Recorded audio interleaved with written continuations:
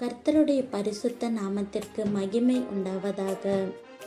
நம்மளோட யூடியூப் சேனலில் இன்றையிலிருந்து நம்மளுடைய தனிப்பட்ட வாழ்க்கைக்காகவும் குடும்பத்திற்காகவும் தேசத்திற்காகவும் தேசத்தில் உள்ள தலைவர்களுக்காகவும் உலகத்தின் சமாதானத்திற்காகவும் ஜெபிக்க போகிறோம்.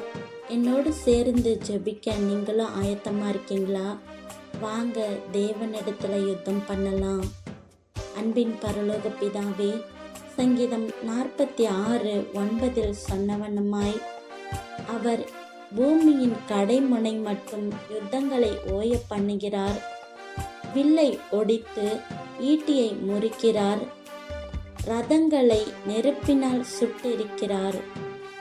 இந்த வார்த்தையின்படி ஈரான் இஸ்ரேல் இடையே ஏற்படக்கூடிய யுத்தத்திற்காக உம்மிடத்தில் வருகிறோம். அங்கு உள்ள அப்பாவி மக்களை நீர் பாதுகாத்து கொள்ளுங்க. அங்கு ஏற்படக்கூடிய யுத்த மேகங்களை நிறுத்தி அங்கு இருக்கக்கூடிய தலைவர்களின் இருதயத்தில் தேவ சமாதானத்தை நீர் கொடுக்கும்படியாய் ஜெபிக்கிறோம்.